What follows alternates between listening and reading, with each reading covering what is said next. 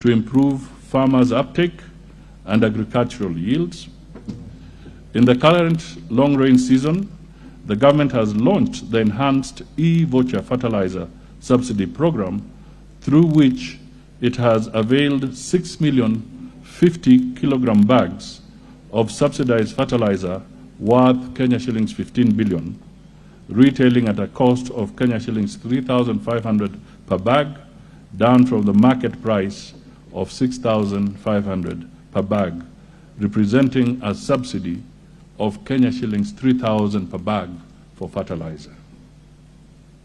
To date, Mr. Speaker, 2,246,000 e-vouchers have been issued to registered farmers.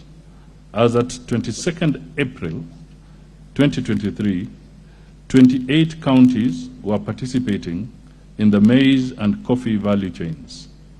The total digitally registered farmers in these counties was 2,332,000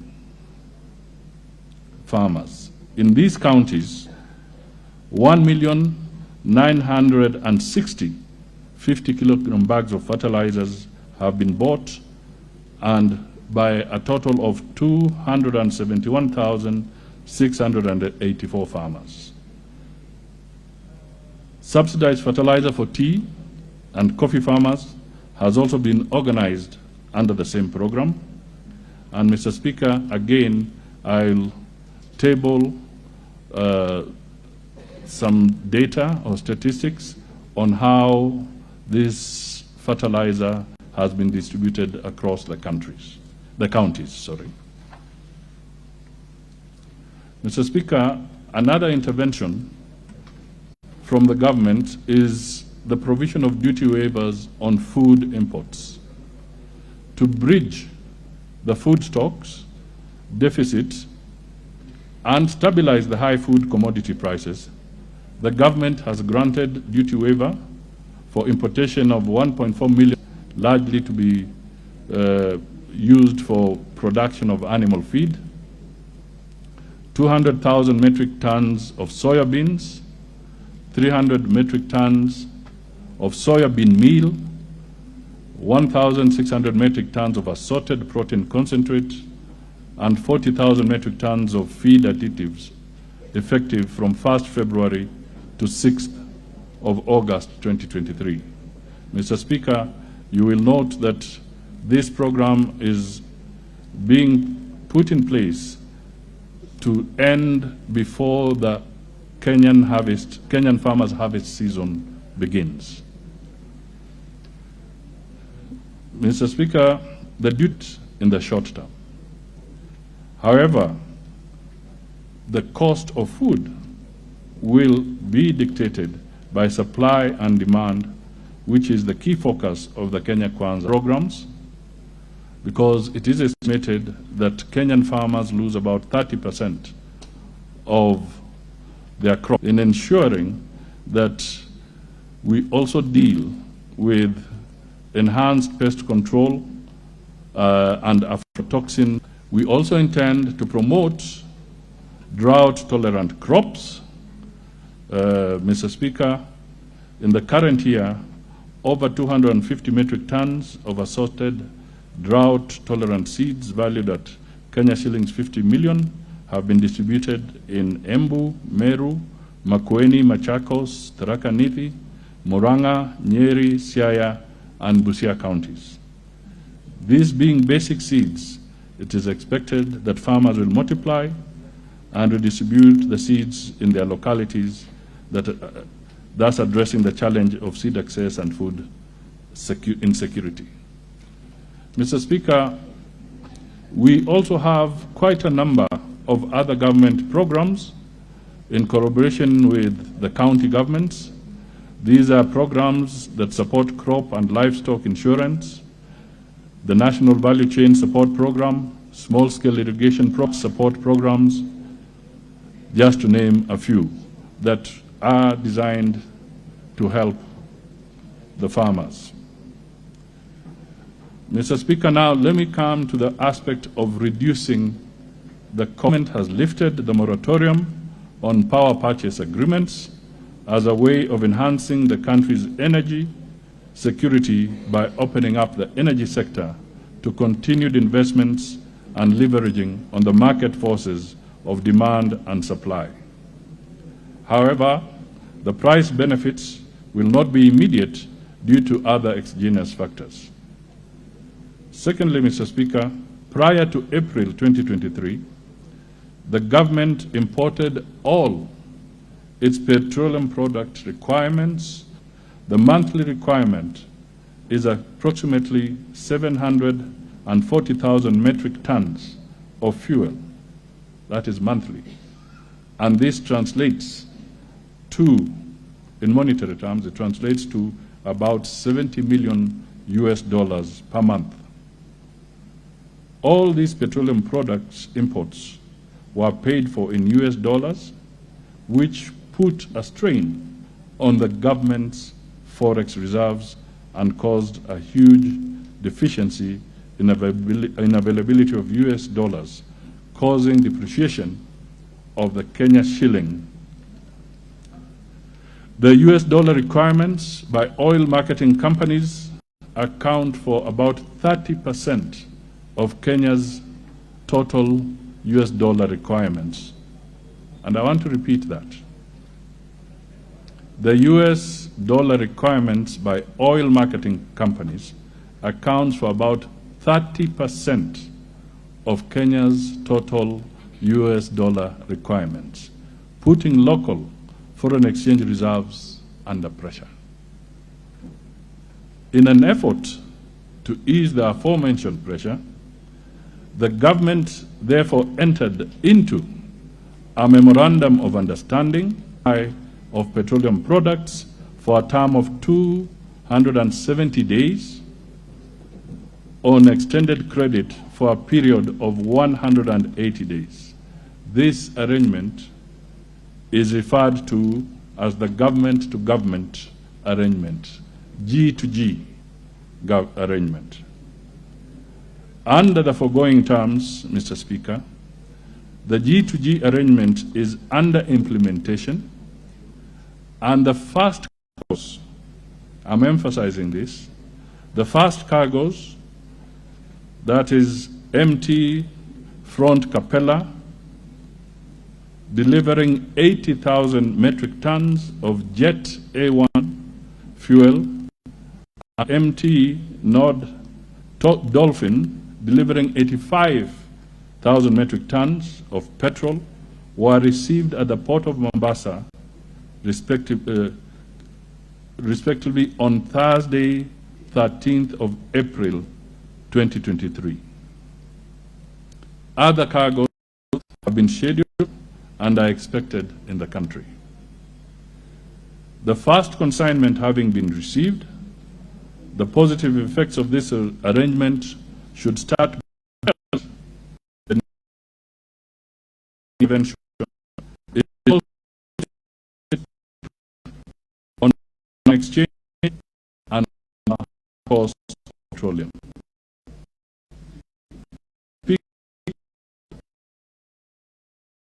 Cost of cooking gas.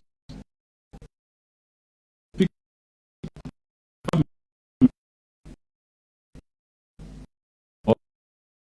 have moved swiftly and supply resulted in price inflation. The government has opened up this sector by reviewing the policy to allow for competition by setting stage for additional players to be licensed to set up liquefied petroleum gas, that is LPG facilities. This will cut the cost of handling and evacuating gas from the ships to the mainland, hence allowing the dealers to transfer the cost reliefs to the consumer. Mr. Speaker, now let me touch on how we are addressing the depreciation of the Kenya shilling against other currencies. Government is implementing sound exchange rate policies to stabilize the local currency and manage foreign exchange reserves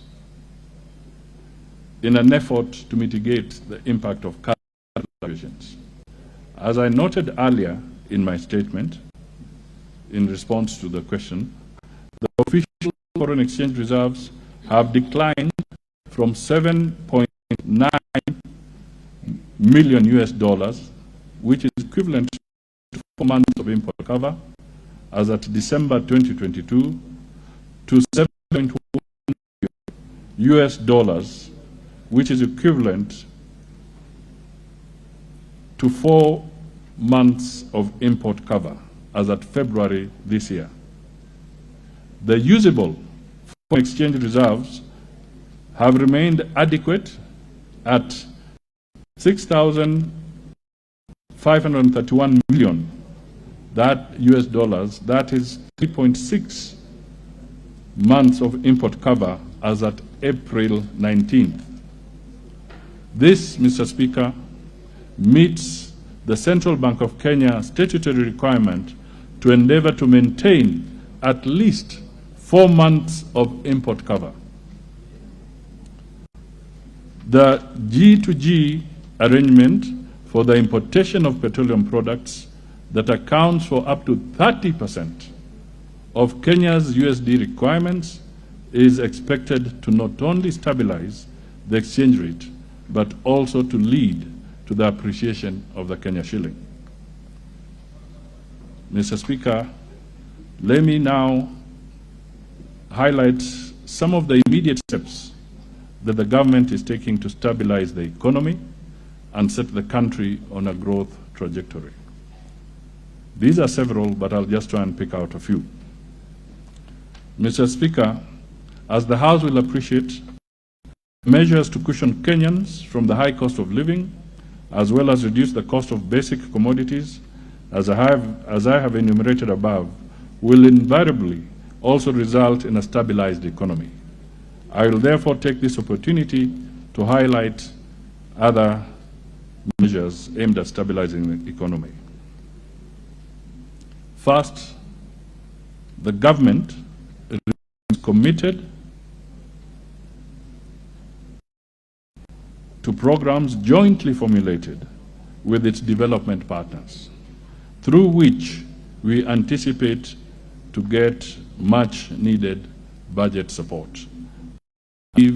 When the Cabinet Secretary for Treasury will be speaking to Parliament in a few weeks' time, he will elaborate on this. We will continue bolstering economic resilience by pursuing prudent macroeconomic policies geared at reducing debt vulnerabilities and supporting sustainable and inclusive development. Mr. Speaker, through the Fiscal Consolidation Program, we aim to continue with our revenue mobilization and expenditure prioritization policies geared towards economic recovery. This will support sustained, rapid, and inclusive economic growth and safeguard livelihoods, thus creating a physical space for the implementation of government priority programs.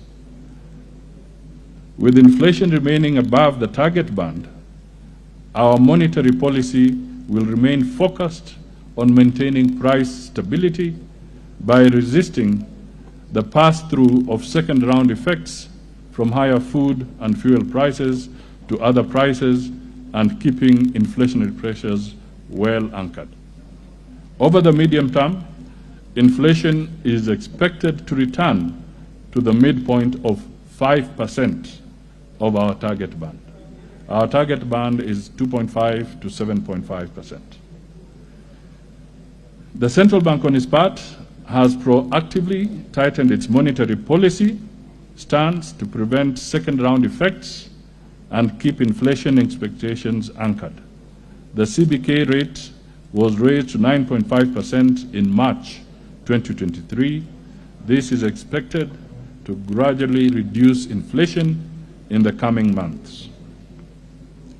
The exchange rate flexibility has worked as a shock absorber in the face of a variety of external shocks and will continue to do so to help support our competitiveness, protect reserves, and facilitate efficient functioning of our domestic foreign exchange market. Mr. Speaker,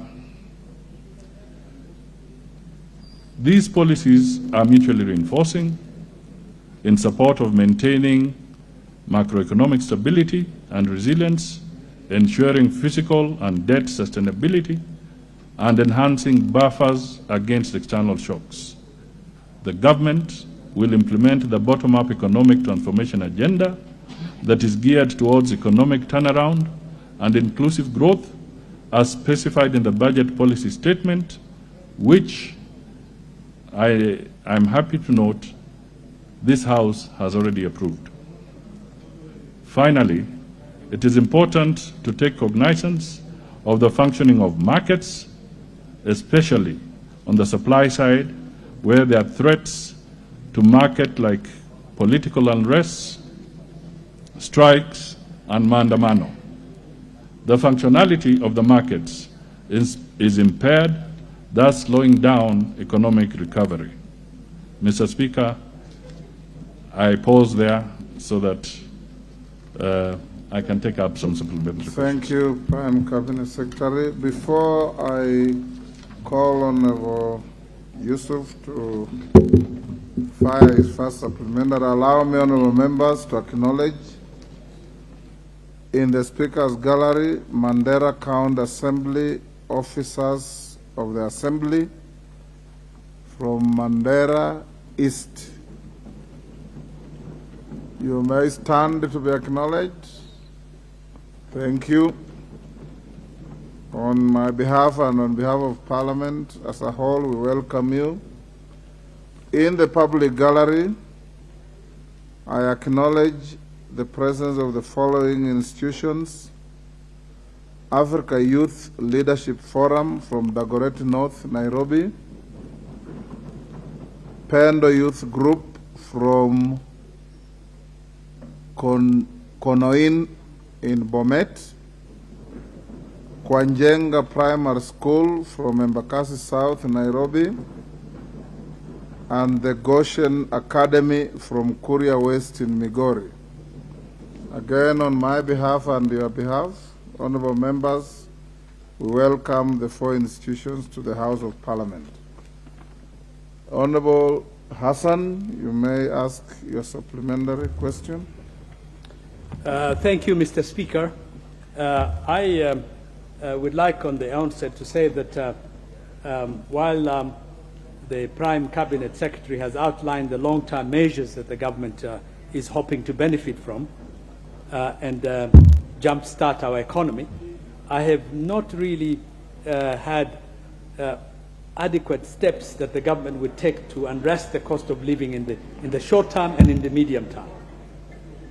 It is good to provide fertilizers to our farmers, but 30% of our population live in urban centers where they are suffering from the high cost of living.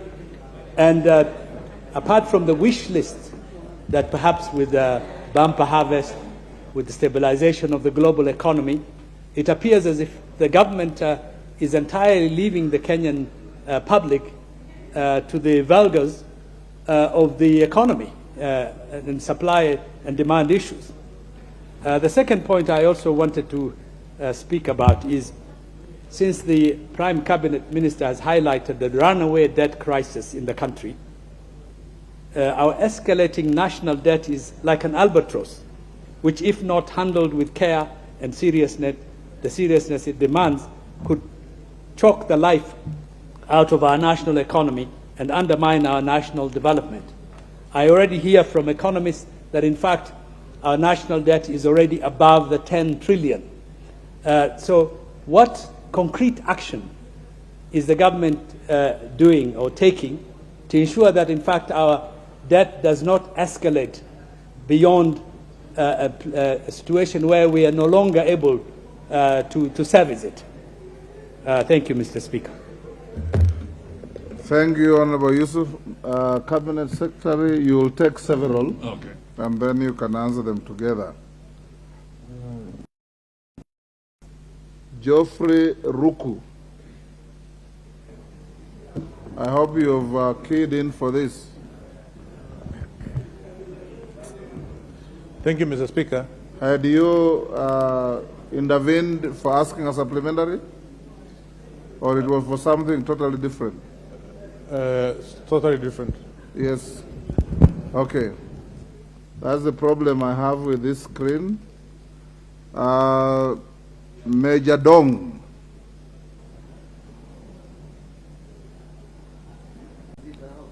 Major Dong is there. Is there? Give him the... Thank you, Mr. Speaker. I would like to ask Prime Cabinet Secretary a supplementary question. Could the Prime Cabinet Secretary confirm whether the subsidy fertilizer that the government supplied is going to be a continuous process? Yes, whether it is going to be a continuous process and for how long? The second one, on the same.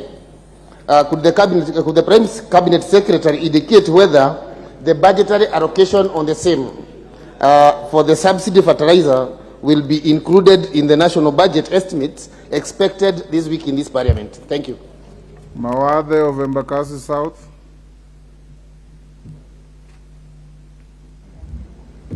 Thank you, Mr. Speaker.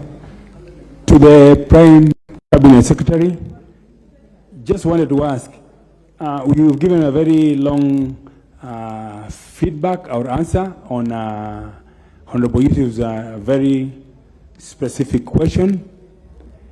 The local or the common mwananchi wants to know when the cost of commodities, and especially the consumables like unga and the cooking oil, will be lowered.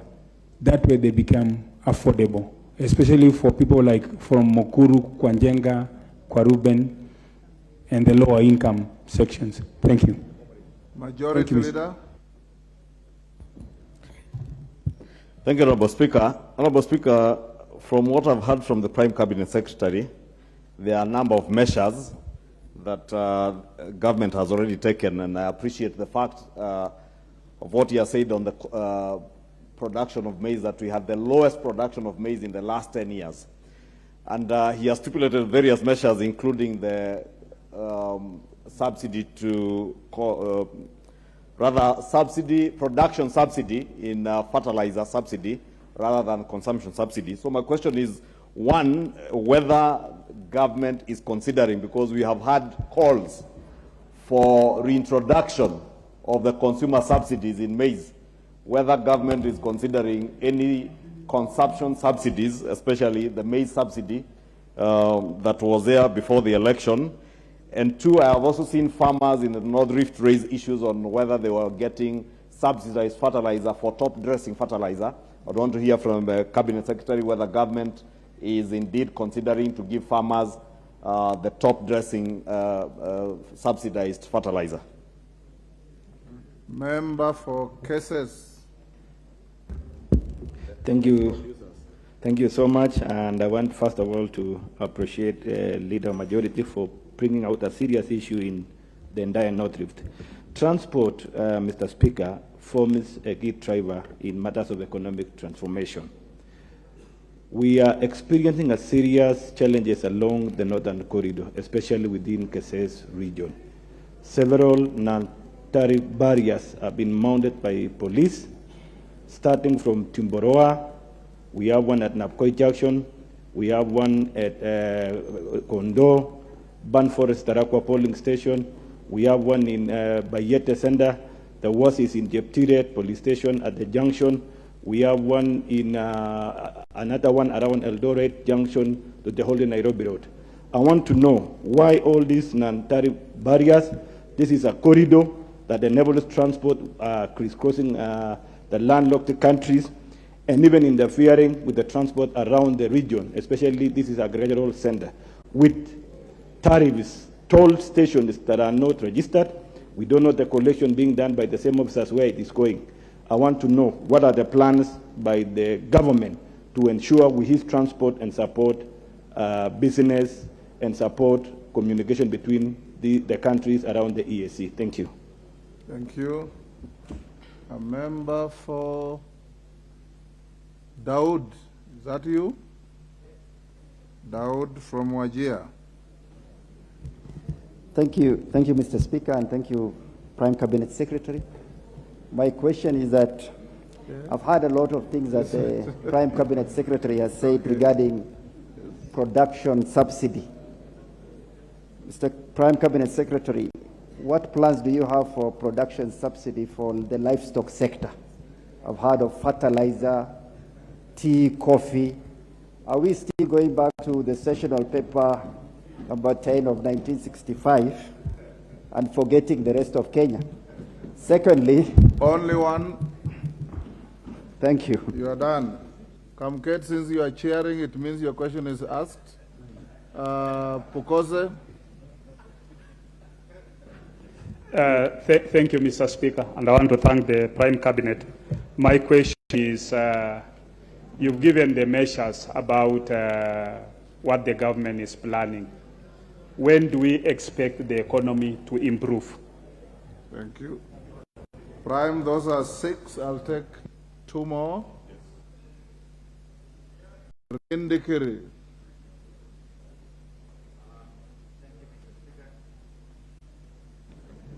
Thank you, Mr. Speaker.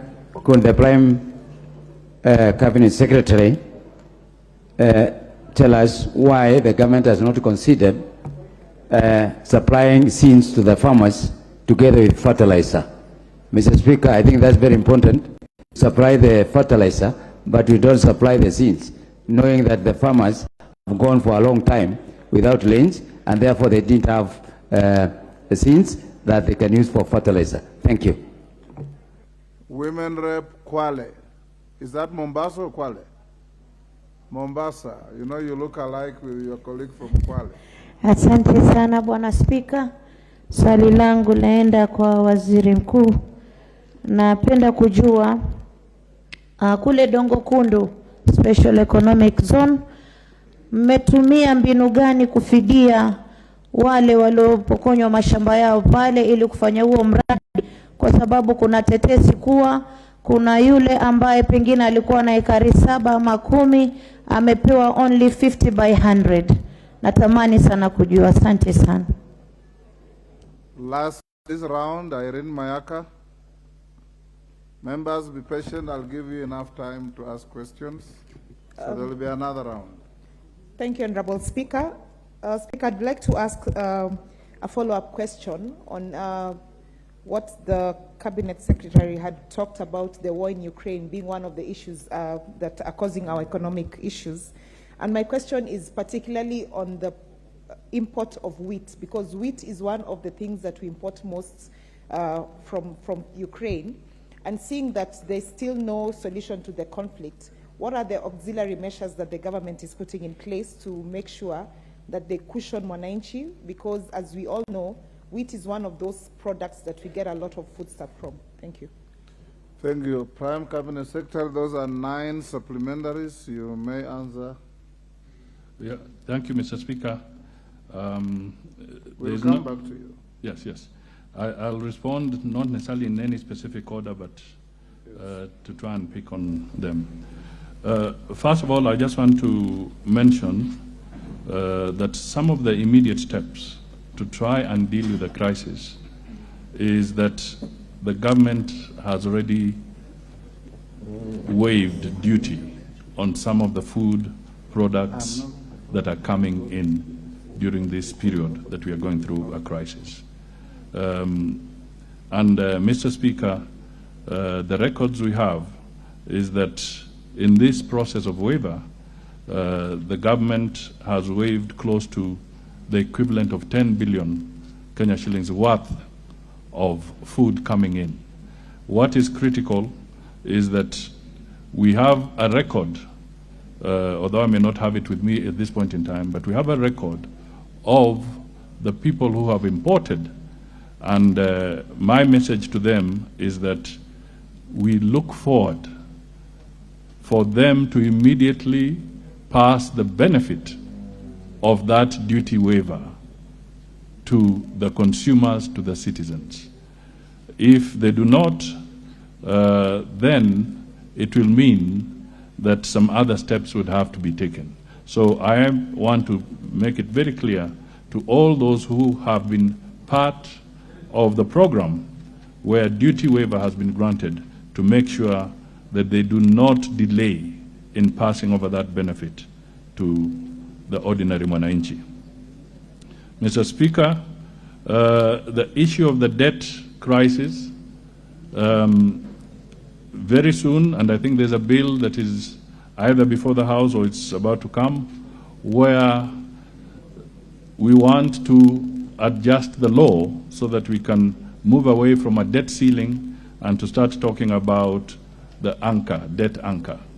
So, Mr. Speaker, I would want to hold my horses here in the sense that during the debate of this particular aspect, the Treasury Cabinet Secretary will speak more to the programs and the approach we want to have on this debt menace that we are facing. But some of the things that we have outlined, which are not new because some of us have spoken to it before, is that we will have to continue working on the fiscal consolidation, looking at an enhanced revenue collection measures so that we are less dependent on external funding. Secondly, we are making it very clear that it is our intention to focus more on concessional borrowing, where we're borrowing externally, and shy away to the extent possible from commercial borrowing. This is particularly critical as we move along. The other thing, Mr. Speaker, is that we have to cut back and focus on what are the real priorities. And you will recall that in the very early days of the President Ruto's government taking up office, he did make a pronouncement that he was cutting back about 300 billion Kenya shillings of expenditure programs that were not regarded as priority expenditure. So this program of both fiscal consolidation, those that require enhanced revenue collection, and also refocusing on our priorities will continue for as long as it takes. Mr. Speaker, I want to confirm that the subsidy on fertilizers will have to be with us a little longer. And indeed, I want to confirm that this has been factored into the 2023-2024 budget so that we can continue to focus on production and productivity. Mr. Speaker, consumption subsidies. This is where I would like us to say that we cannot, in all sincerity, sustain consumption subsidies. As a nation, we have to be honest to ourselves. And one of the areas that I can give you as an example is that when there was the subsidy on fuel, it was costing the government of Kenya, which includes yourselves as taxpayers, about 16 to 20 billion shillings per month. 16 to 20 billion shillings per month on a subsidy on fuel that was impossible to sustain. So no matter who would be in the driving seat of government, it is not practical to sustain that kind of subsidy. However, even as the government removed the subsidy on petrol, Mr. Speaker, we were alive to the fact that diesel which is used in public transport, used by the farmers and other critical areas, there we have maintained some measure of subsidy and also on kerosene, because these are the ones that affect the ordinary man more than anything else. Mr. Speaker, the fertilizer, when we talk of fertilizer, it is not just the planting fertilizer, but it also includes fertilizer for, that is the top dressing fertilizers that may be required in other areas. I also want to assure, I think, the member of Wajir that in my statement, I did mention that there are also livestock programs to support the farmers, livestock or pastoralists who have lost, and I gave a figure of about 2.5 million livestock, heads of cattle, goats, sheep combined. They have lost a lot of money through the livestock during the drought period. And with our development partners, there are efforts to support them in restocking and also to support the offtake as we go forward. So it is absolutely critical that the efforts that come into this sector are holistic and not directed at any to the isolation or to at the expense of the livestock farmer.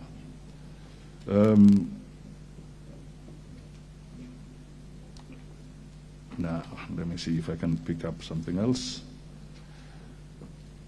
Mr. Speaker, there is the question of what kind of time it will take to recover. I want to be very honest to this House and to the Kenyan people, and having had an opportunity to have served as a Minister for Finance before, in a moment of crisis, I want to state to the Kenyan people that we are in this for a long haul. The circumstances that we are in cannot be wished away like instant coffee. And I've said this quite a number of times. We are going to have good focus on priorities and have them sustained consistently, religiously, and from a personal perspective, we need to be prepared to have about 2 years of challenges as Kenyans. But there is hope, because it is in that process of sustained good policies consistently being put in place, and we looking at them and working from a unified viewpoint as Kenyans, we shall be able to turn around the economy. Remember, I have highlighted the huge public debt.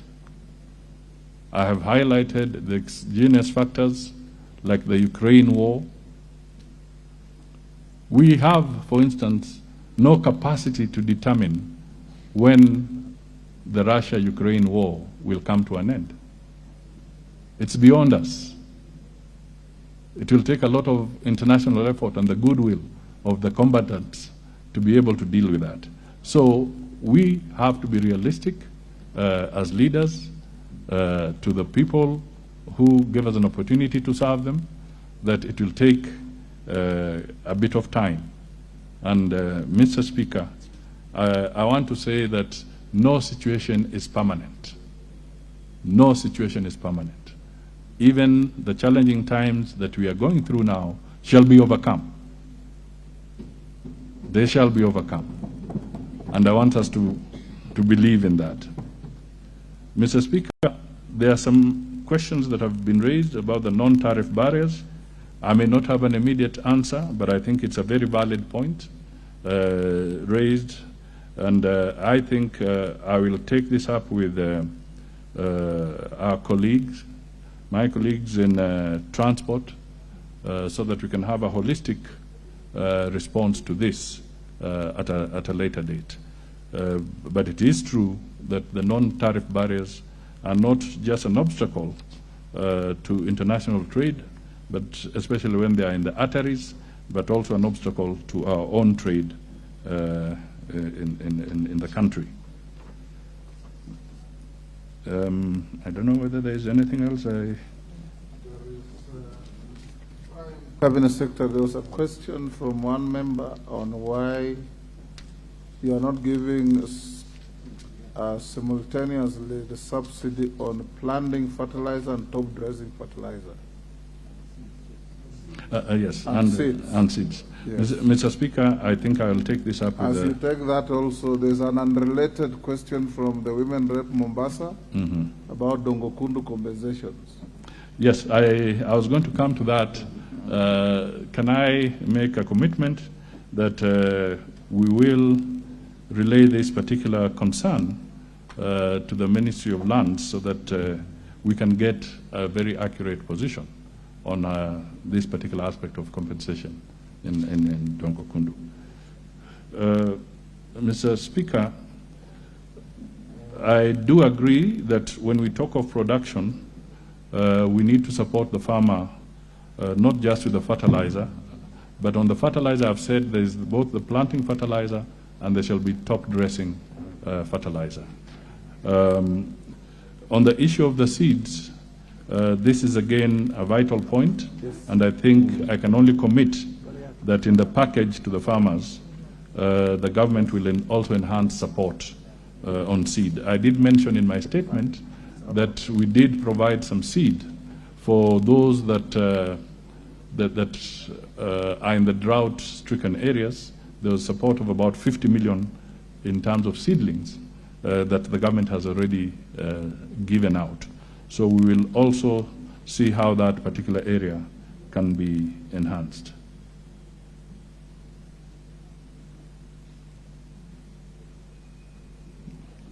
Good. Thank you. We'll take another round. Member for Kipkelion West, Hillary.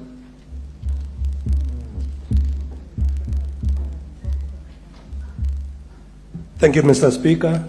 I thank the Cabinet Secretary, Prime Cabinet Secretary for a long response. But he has alluded that the public debt consumes a substantial portion of our budget and that the interest cost is the single largest expenditure item in our recurrent budget, exceeding the wage bill and county equitable share of revenue. I want to ask if there are any attempts by this government to negotiate for the restructuring of these huge and expensive debts to give the economy some breathing space as we do other measures to revive locally. Thank you, Mr. Speaker. James Nyikal. Thank you, Mr. Speaker. While appreciating the measures that the government has taken, I would like to ask the Prime Minister questions on energy. Energy is probably one of the biggest drivers of costs of living. With power, I didn't get any information on how the government is intending to deal with independent power producers whose contracts, we are all aware, has caused very serious impact on the cost of power. And fuel distribution also is a problem because what EPRA has done before, the fuel prices has only been the big importers and their pump price, leaving nothing for the resellers in the middle without any profit margin, and many have been driven out of business, leaving just the big importers who are also selling, and most of them are foreign, creating a situation of a cartel behavior in the fuel industry. Thank you, Mr. Speaker. Thank you. A member for, I can't see clearly, the honorable member right in front of me. Who? Roku, you said you had no question. Now, Martin Wanyonyi, you might decide whether you want to ask a question or not. Martin Wanyonyi. Thank you, Mr. Speaker. Mr. Speaker, my question to the Prime Cabinet Secretary: can the Prime Cabinet Secretary tell the country on how much deficit of maize is the country having, and how much maize are they planning to import? And finally, Mr. Speaker, what plans is the government having to ensure that the maize that we are planning to harvest in the next 3 months is not affected, their prices are not affected by this imported maize in the country? Thank you, Mr. Speaker. Makali Mulu. Yeah, thank you, Honorable Speaker. Honorable Speaker, I really want to appreciate this presentation from the Prime Cabinet Secretary. It gives very good proposals on how to move this economy forward. Of interest are two issues. One is how to address the food deficit, the issue of the fertilizer. Honorable Speaker, we realize that this fertilizer is being given to all the farmers who register in whichever regions have been identified. The question I would want to ask the Prime Cabinet Secretary is, has anybody thought about improving the efficiency or optimization of the results by doing proper targeting, so that rather than giving general subsidy to every farmer, you target the farmers to benefit for purpose of optimizing the results? The other important issue is the issue of government-to-government issue, Honorable Speaker, the issue of government-to-government arrangement. Honorable Speaker, this is a very good and a creative idea. But this idea normally serves as issues of accountability and oversight. I would want to hear what measures are in place to ensure that even as we engage on this important strategy, we are assured of accountability and oversight by key institutions like Parliament. Thank you, Honorable Speaker. Professor Barto.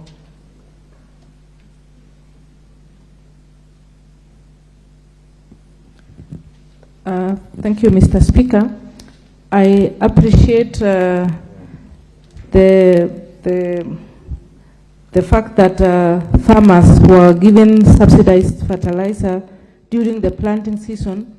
But my question is, the Prime Minister has rightly said they support the farmer all through from the planting season all the way.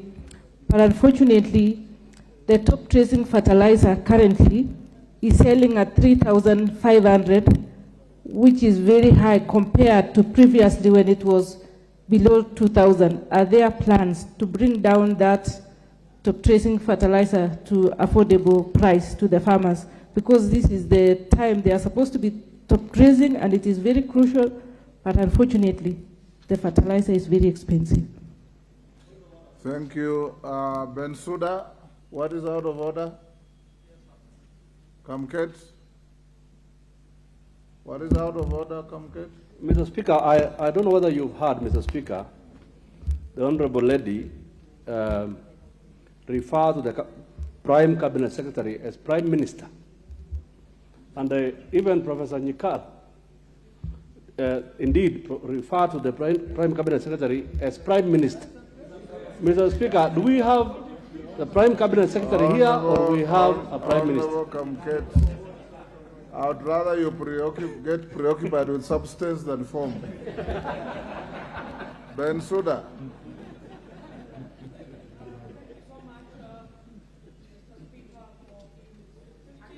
Give Bensouda the mic.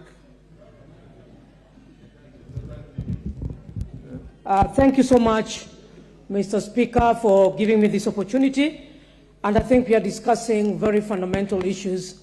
I want to appreciate what has been presented, but Mr. Speaker, I also want to say or state categorically that the presentation appears too theoretical. I'm not seeing how it is going, the presentation, how it is going to practically address the Kenyan issues in the short term. Long term, we can wait to see and hope, as has been put. But remember, Kenyans are suffering. So my first question is... Only one, so you don't have a first. Okay. But you allow the commas in between because they are subsequent of my question, Mr. Speaker. Yes. I want to ask on the demystification of the monetary policy because the Kenyans are watching us, asking questions, getting responses, clarifications. So could we have clear demystification of the monetary policy in practically addressing the economic situation and also ensuring that what mitigation approaches or strategies do we really have that are going to pull down the economic situation and ensure that food and fuel and any other subsidy is brought practically? Because what I've been presented for is not really convincing. We are still living in the future, Mr. Speaker, and yet if you would have at least a strategy that will cushion in the short term, that we agree to elevate in the midterm, and so be told what is it that is left for the long term. Thank you, Mr. Speaker. Major Asso. Thank you very much, Honorable Speaker. PCS, when you outlined your response, you say one of the problems is dollar supply. In a recent committee visit to the US, our engagement with the diaspora, it came out that many Kenyans out there, they want to invest in this economy. And one of their investment is to put dollars into this economy. What is it that the government is doing to approach those Kenyans and without any much bureaucracy that will be able to have enough dollar supply from Kenyans out there? Thank you, Mr. Speaker. Kakai Bissau. Thank you, Mr. Speaker, for giving me this opportunity.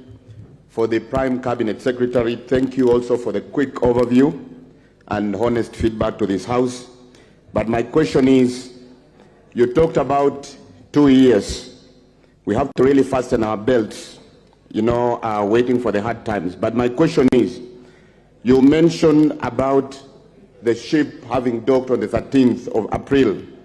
Now my question is, yes, G2G is a good initiative, but based on the LTAs, the Master Long-Term Agreements that have been signed, will you be specific on what is our expectation in the short term in terms of the liter of petrol, liter of diesel, and most importantly, kerosene, based on the ships that have docked?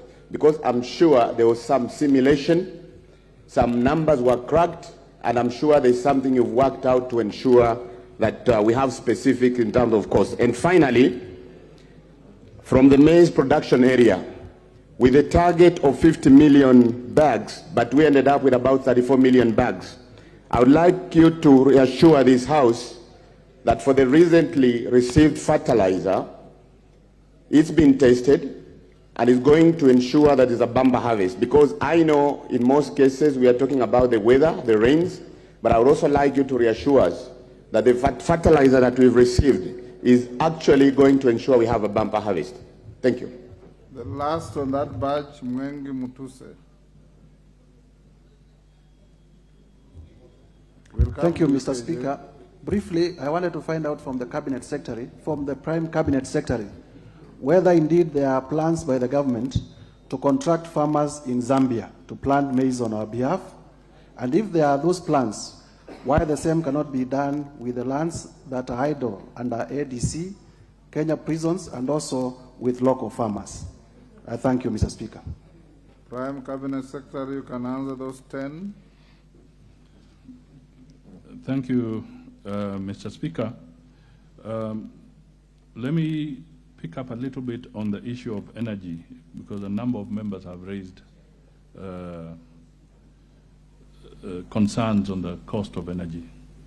Mr. Speaker, in my statement I did say that one of the things that we are pushing is to open up the energy sector for more players to come in, so that we move away from having a club of a few players in this particular sector. And I gave the example, for instance, of the LPG gas, so that we have more players coming in.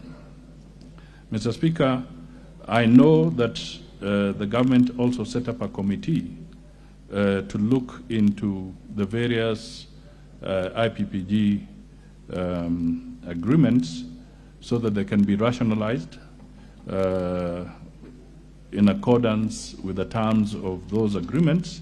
And I think the Ministry of Energy should be making some specific reports on this area in due course. Mr. Speaker, we would want to encourage all, even the big traders working alongside the small traders in this sector. So we are going to be strong on encouraging market free and competitive processes in this sector, save for a situation where we are going through this crisis. Now, Mr. Speaker, when we talk of energy, we also talk of electricity. And I have highlighted two key factors. One is that the exchange rate has taken a beating, the Kenya shilling has taken a beating, and this feeds in the cost of fuel, even in the cost of diesel, and ultimately, even in the cost of electricity. So these are factors that we have to take into account. Mr. Speaker, it is important to also know that we are diversifying as a nation. We are encouraging more and more investment in the geothermal sector, as an example, so that we stop relying on just the rains, and at the same time we rely less, that is hydro, we rely less sometimes on hydro because it takes very long to develop hydro, but we are increasing our capacity and our potential in energy through a lot of investment in the geothermal area, in the solar area, in the wind area, and we hope that somewhere along not too distant future, all these investments will come to bear and help us reduce the cost of doing business in this country, including the cost of electricity, which is also critical in production in many areas. That the import program is being monitored so that it does not undermine the local farmers. This is something we are watching very, very closely, so that the projections that come from Ministry of Agriculture indicate to us that if we are true to the program that we have on imports and make sure that it ends before August, then when the harvest season sets in, the local farmer will not suffer. So this is something that we are monitoring very closely through the Ministry of Agriculture.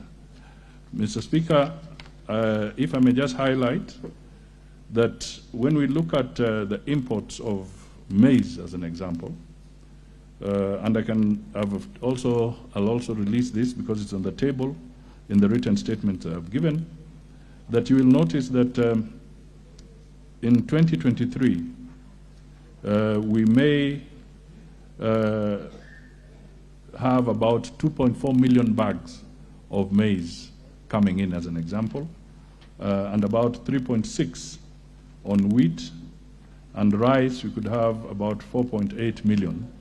All these cumulatively will come to about 10.9 or 11 million bags of cereals that are coming in around the staples. We also project to import this year close to maybe 240 million bags of beans as well.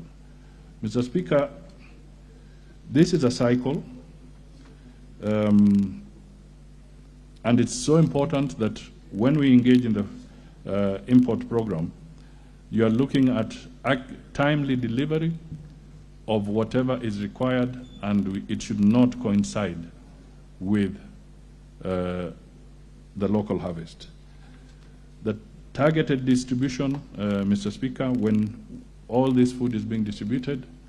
We have a lot of good data through the Ministry of ASAL, as an example, and also Ministry of Agriculture, where they are able to map out very clearly which are the areas that are most needy. And Mr. Speaker, they've been doing quite well on this in supporting the people who require food in terms of support.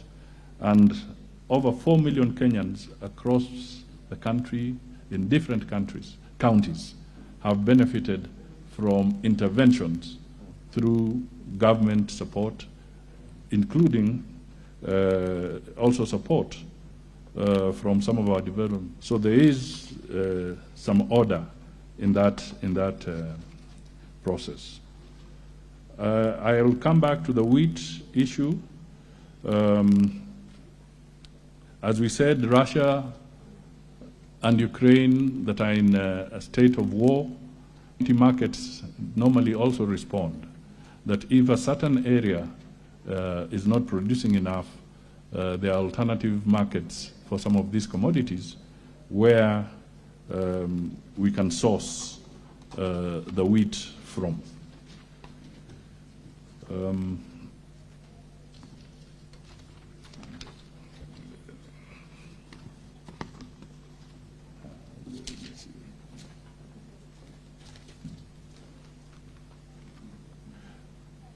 Mr. Speaker,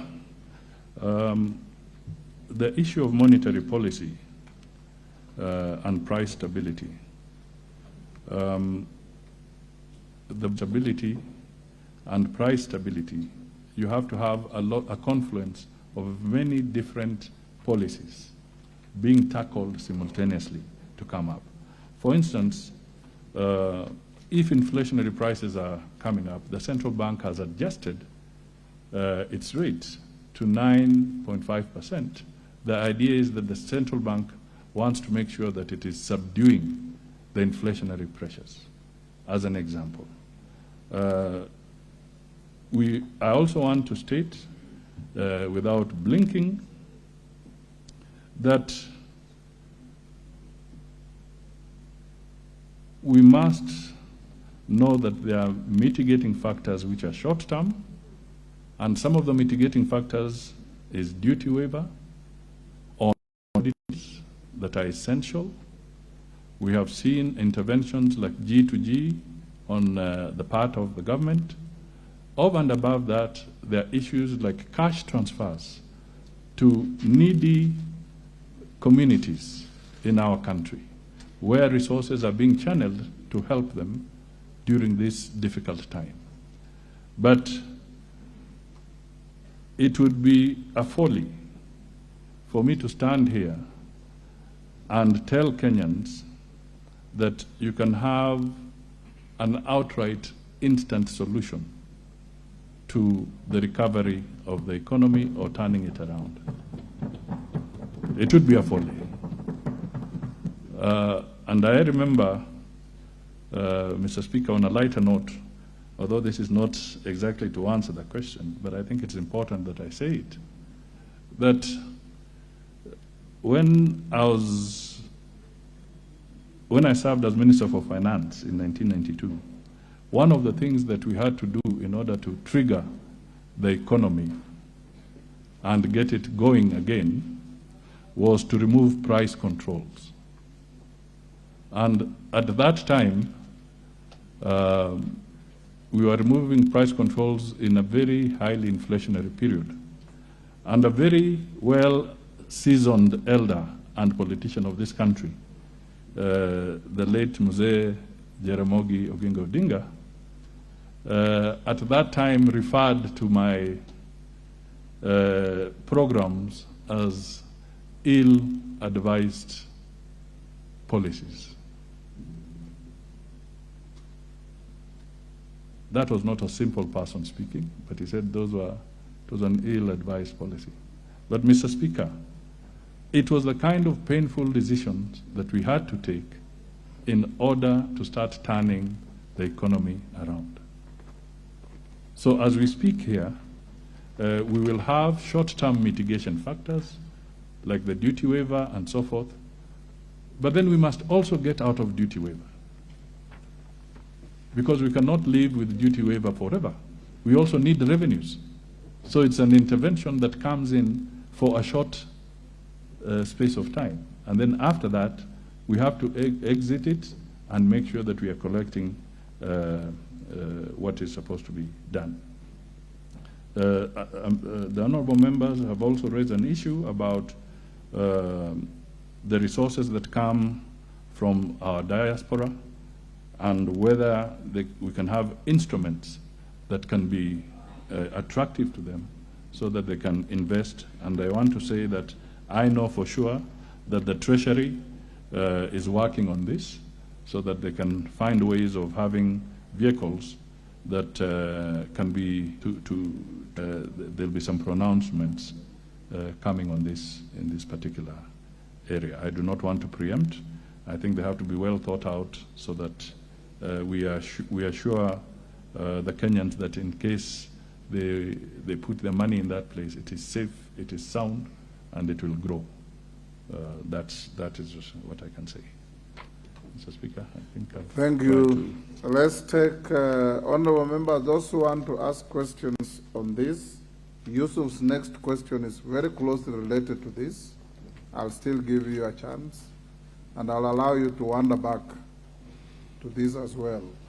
Yusuf, you may ask question 118. Order, Yusuf. Thank you. Makali Mulu, what's the problem? Yeah, I've just indicated. I know you asked the Prime Cabinet Secretary whether. I did ask two specific questions. I'm just paraphrasing it. Yes. You asked whether the G2G arrangement is being sufficiently protected from abuse. Exactly. Yes. Right. Thank you, Mr. Speaker. Sorry, Mheshimiwa, let me try and deal with that. You have a point. Whatever we do, we must be accountable. And one of the things we want to pursue, even as government, is that normally we talk of a whole of government approach, but we also want to talk about open government approach. And in the open government approach, we want to make sure that the framework that we enter into, we shall be open. And in my statement, I have indeed said that the agreements that have been signed, I've even given the examples of those agreements. And I am confident that through the Ministry of Energy, at an appropriate time, further elaboration can be made on this. Thank you. Yusuf? Thank you, Mr. Speaker. My second question is number 118/2023.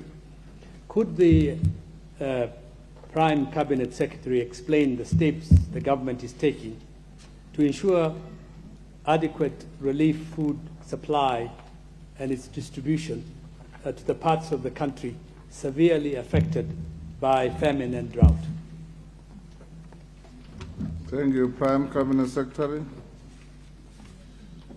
Thank you, Mr. Speaker.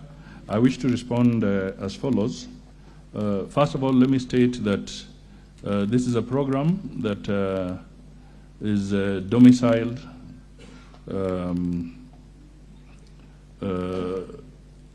within the Ministry of the East African Community and the ASALs. And they have been doing a good job, Mr. Speaker. But for purposes of record, I just wish to highlight the following statistics.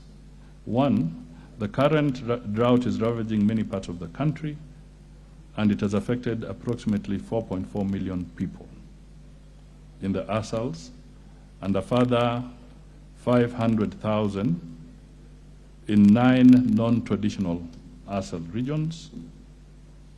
And in my statement, I have again tabulated these counties that have been hit.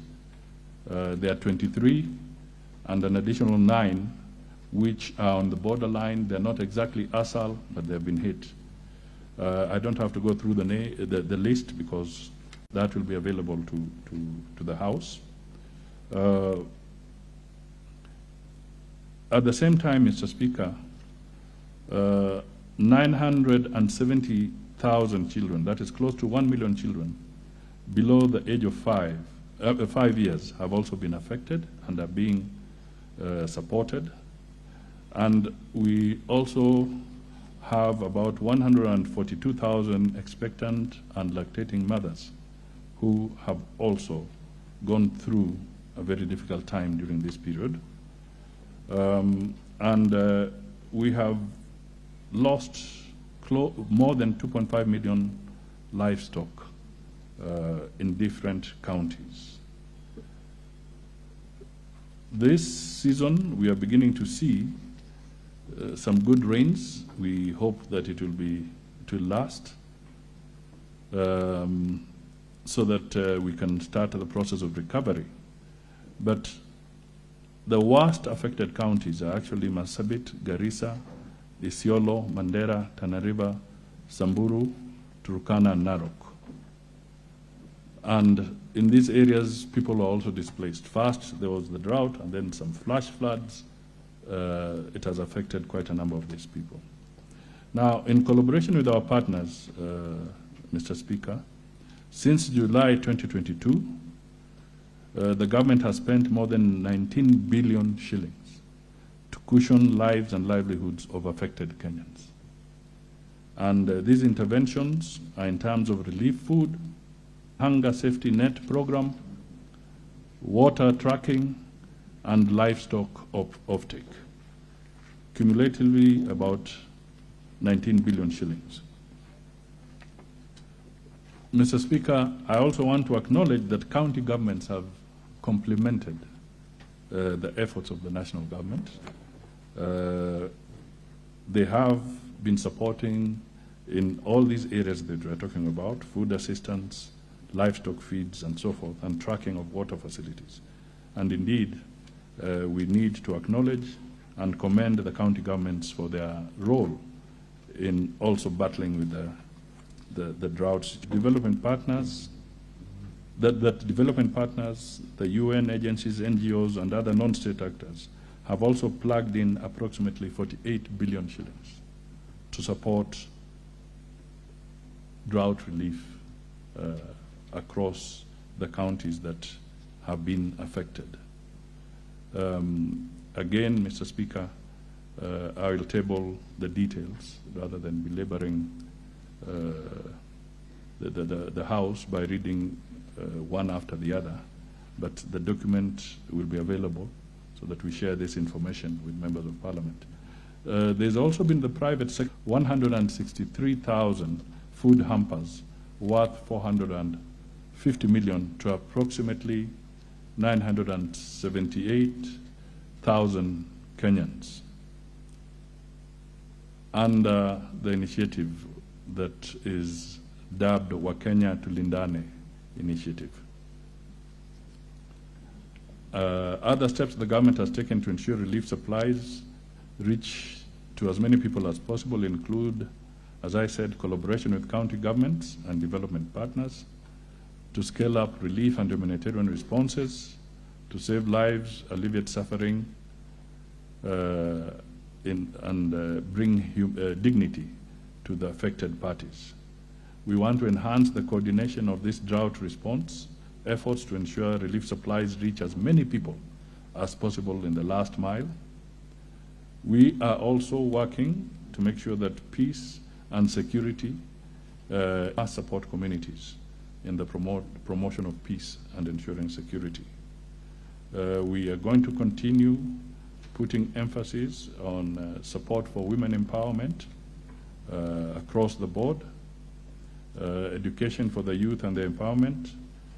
And then we have mitigation effects of climate change across the country, and there'll be tables attached to help. Mr. Speaker, we can turn a lot of the effects of drought around if we can successfully plant 15 billion trees over a 10-year period, so that we can start reversing the impact of climate change and the drought that goes with it. I think I'll stop there. Yusuf? Thank you, Mr. Speaker. I very much appreciate the Prime Cabinet Secretary's presentation, giving us a picture of the distribution and the assistance that the government is providing to communities that have been affected by the drought and the famine. However, I note that Nairobi, with one of the largest population suffering from poverty, is completely left out of the relief distribution, food distribution. And as you know, Mr. Speaker, there are pockets of abject poverty and increasing hunger exacerbated by high unemployment in our informal settlements in our capital city. These communities that are affected by hunger have no any safety nets and often fall through the cracks. So what measures is the government taking to ensure that these neglected and disadvantaged communities in neighborhoods such as mine in Kamkunji are assisted and supported through this difficult period? Thank you, Yusuf. Kamket?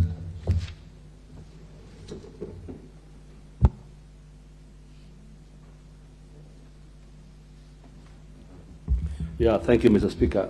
Mr. Speaker, alongside farmers, could the Prime Cabinet Secretary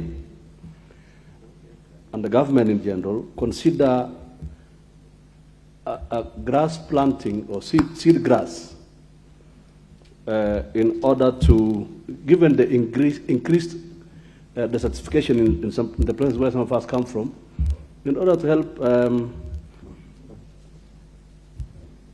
Thank you, Mr. Speaker. I would like to maybe also follow up. I commend the efforts of government to distribute the relief food, but I'm a firm believer of, teaching a man to fish. So my question is, what are the plans to maybe help ASAL counties to move from being a consumer county to a producer county, because we have big amounts of land, but there's little ongoing. Currently, we've just received the drought, the rains, and floods are already carrying away our produce and our animals. There's little effort in terms of having dams. There's little effort in terms of water harvesting. So it's not sustainable to continuously rely on drought, because, on relief food, because it not only benefits, it doesn't benefit the masses, but only benefits the few. So my question is to ask, what are the plans? Because we don't want to be back here on the same issue. Thank you. Tandaza. Honorable Tandaza. Thank you, Mr. Speaker. I take this opportunity to thank the Prime Cabinet Secretary for his elaborate answers on the various questions raised. Mine is about the depreciation of the Kenyan shilling against our neighboring countries. While it is clear that the government-to-government initiatives with the fuel importation could ease the depreciation against the dollar, we are facing a serious challenge with our neighboring countries like Tanzania, which I border, whereby at a time like this last year, the Kenyan shilling was exchanging at 23 Tanzanian shillings were exchanging at 1 Kenyan shillings, and now it has gone down to 15 Kenyan shillings. And we rely on cross-border business for the hustlers, for the low people down there. What is the government doing to cushion the depreciation of the Kenyan shilling against our neighbors? Thank you, Mr. Speaker. Carole Omondi. Thank you very much, Right Honorable Speaker. It seems to me that a lot of decisions made by the previous administration in terms of loan procurement for infrastructure development and other initiatives are the cause of the current crisis. And it would seem that a lot of these decisions were made not for the public good, but it seems for private gain, what in common parlance we call the state capture. I would like to know from the Prime Cabinet Secretary how the administration, current administration, is planning to unwind transactions that have created very serious negative impacts in the economy, whether at the level of exchange rate, the levels of interest rates, or the level of inflation. Whether they are going to do a serious economic inquiry to try and unwind the negative effects of state capture in our economy as a long-term structural adjustment program. Thank you very much, Mr. Speaker. Majority Leader. Thank you, Honorable Speaker. Honorable Speaker, as the Prime Cabinet Secretary had said, we have experienced the worst drought in almost 40 years and the lowest harvest of maize in the last 10 years. Honorable Speaker, as much as we appreciate what the Prime Cabinet Secretary has said in his statement, that there are what he has called non-traditional ASAL counties, including Kiambu County, that has benefited from relief food, at least during this drought season.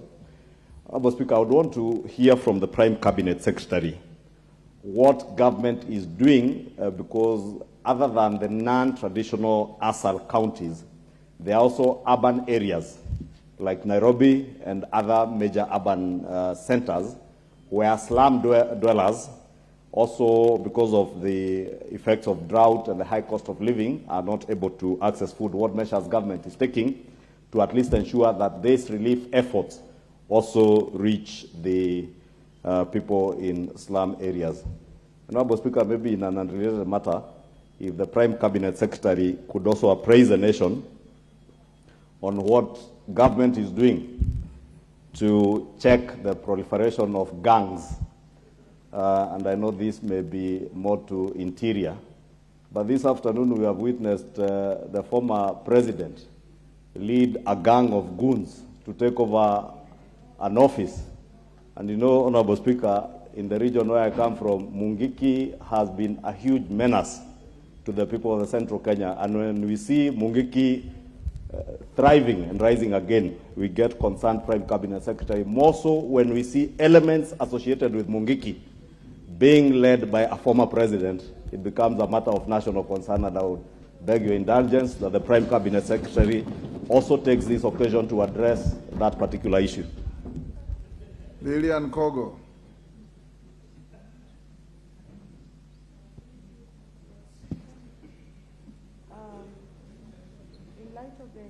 Use the next one. Thank you very much, Honorable Speaker. In light of the explanations that have been given by the Prime Cabinet Secretary on diverse issues that have contributed to high cost of living in terms of basic commodities that we need as Kenyans to live. Among other things, he said that we have exchequer delays, and then we have pending bills. He put up forward a number of things that have led to this. And pending bills come as a result of not honoring processes that have been procured in the right manner. But as it were, Honorable Speaker, we still continue to see exchequer delays, Honorable Speaker. So I would want to find out from the Prime Cabinet Secretary, when are we going to have a cessation of exchequer delays? When are we going to have disbursement of funds? Like, as it were, even the basic money that we require as members of parliament, the NGCDF, there are delays from the exchequer. I thank you, Honorable Speaker. Kombe. Harrison Kombe. Thank you, Honorable Speaker, for this opportunity. Mr. Speaker, before I ask my question, there are no preliminaries to questions. Just ask your question. That's the opportunity I've given you. Okay, Mr. Speaker, when the demand is high and the supply is low, the prices definitely go up. what plans does the government have to provide farmers in this country with boreholes fitted with solar panels to facilitate irrigation activities in ASAL areas such as Magarini constituents, Ganze, Kilifi, and other parts of the country? Thank you. Thank you. Omboko Milemba.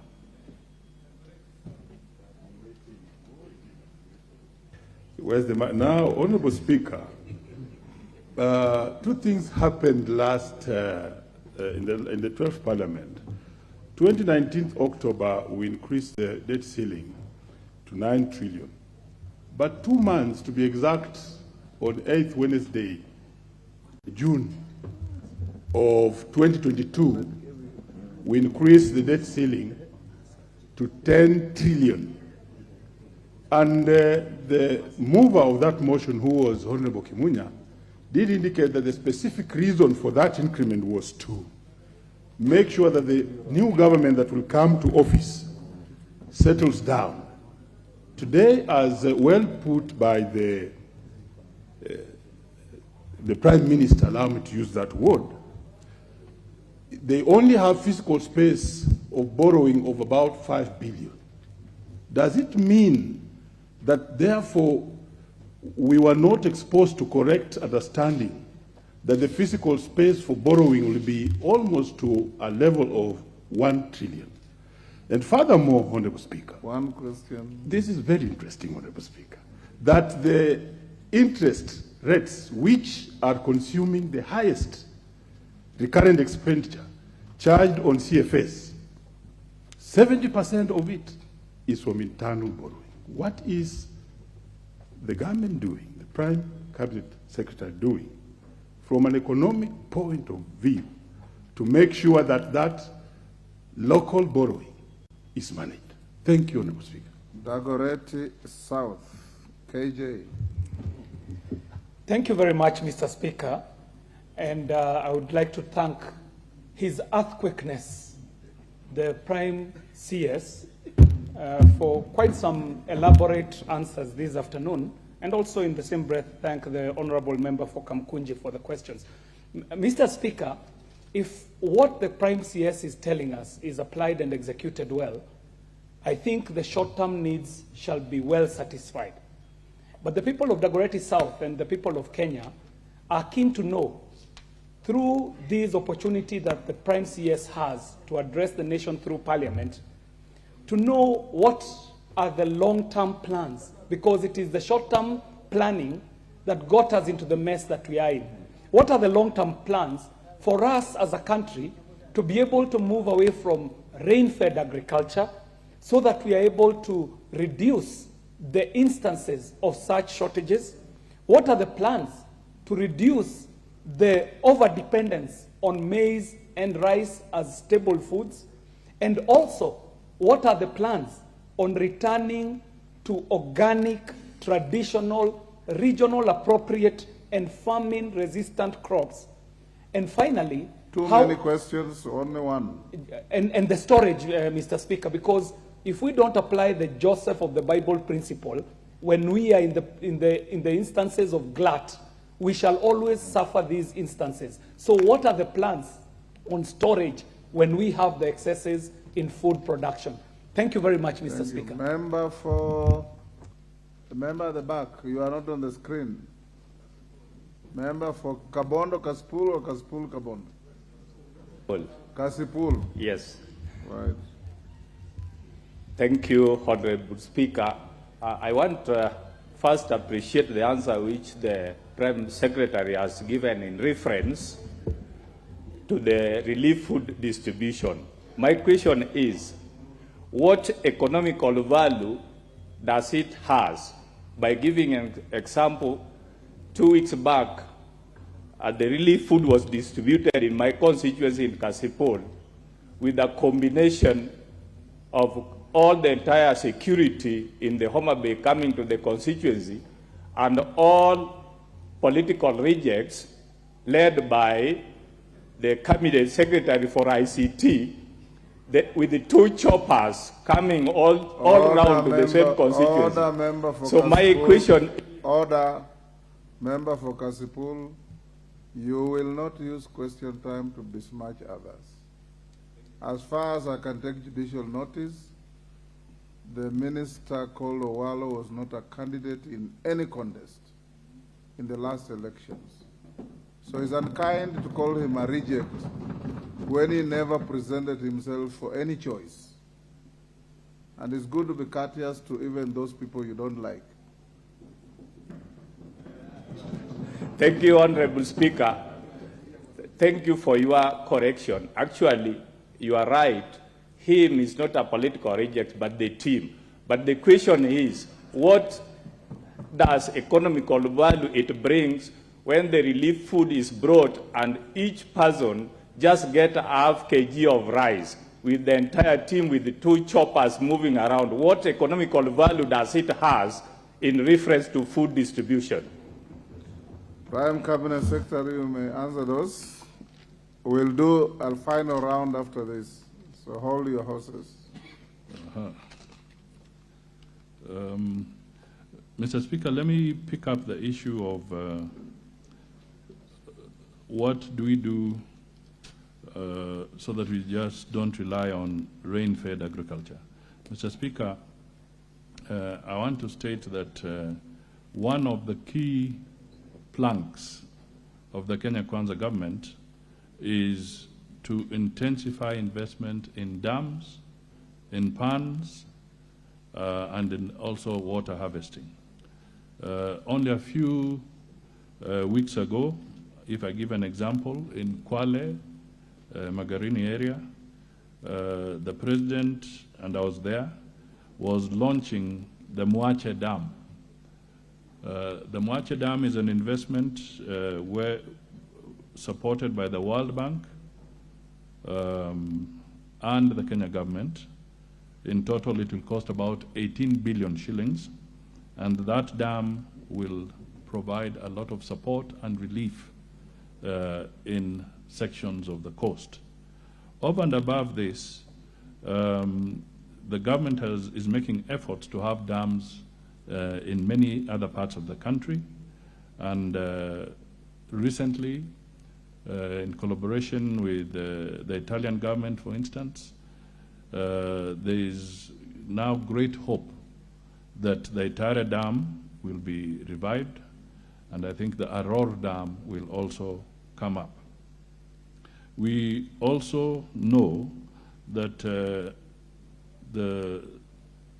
not too long ago, when the president was in Egypt for the COP27, he had a conversation with the British Prime Minister, Sunak, and I think there is a proposal that things going well and all being equal, there could be a major investment in the Grand Falls Dam in Tana River, which would go a long way in alleviating the challenges of drought and flooding in that region.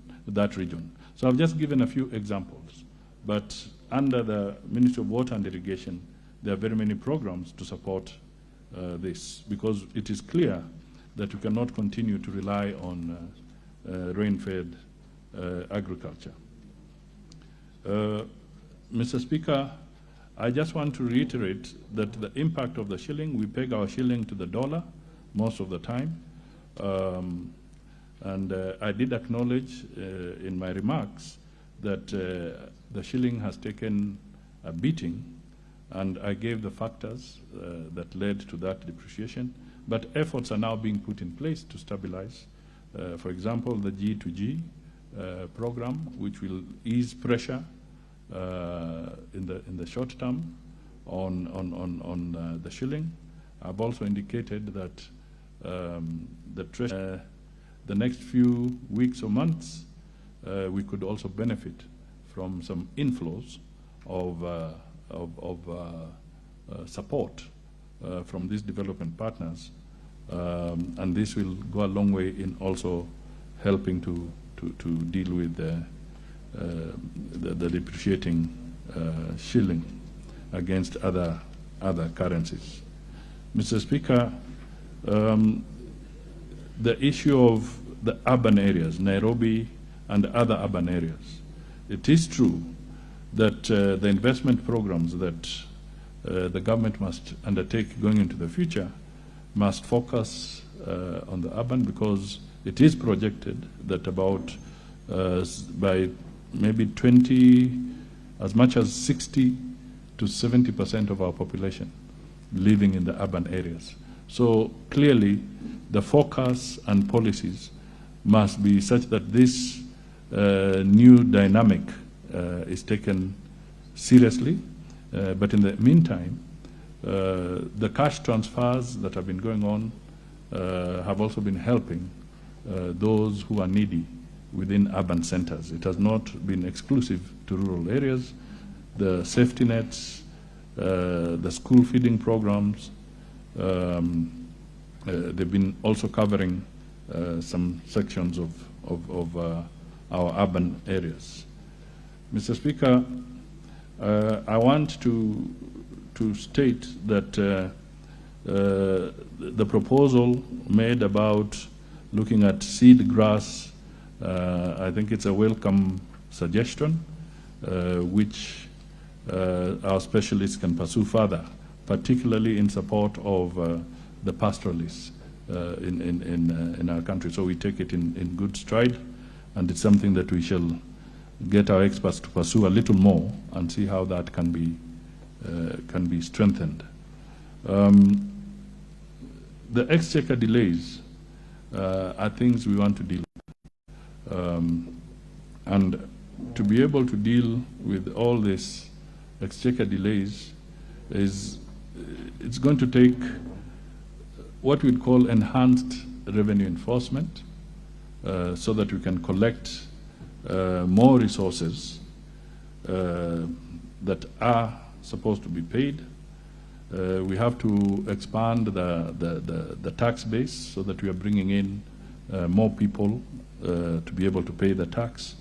We also have to intensify the alternative dispute resolution mechanisms. And I can tell you that so far this has been yielding very good results, where billions of shillings that have been locked in disputes are now being unlocked by Kenya Revenue Authority. So we see this as a way of improving the issue of cash at hand. But I want to state to the Kenyan people that we are going this route because our physical leg room is so limited. There's very little space. As somebody pointed out, that our debts are mega. And therefore, we have to really intensify and improve on the other areas so that we don't just continue on a borrowing spree. This is absolutely critical. I want to state here that we also acknowledge that there's been a delay, not just in some of the funds that support parliamentary activity, but even we have had a delay in disbursements to the county government. And this is something we want to address.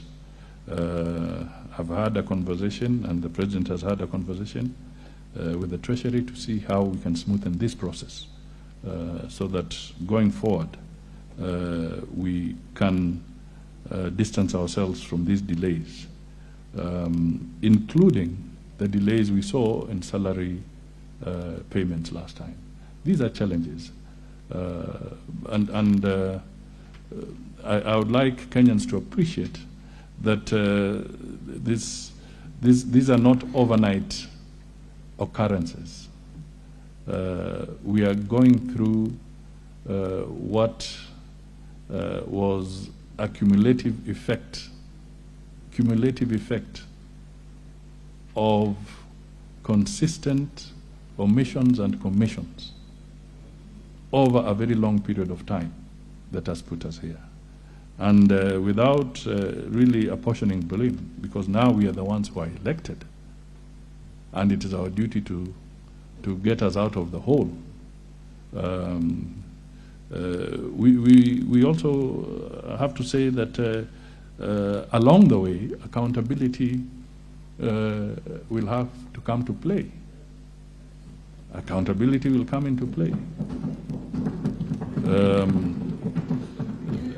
Mr. Speaker, somebody would like to make it look like maybe the administration of Honorable Ruto is on an administration on a revenge mission. But the fact of the matter is that we cannot stop the reports of the Auditor General. They are going to come to this House. And those reports, knowing how the Auditor General Office operates, those reports are going to be very accurate and they'll pinpoint, and the House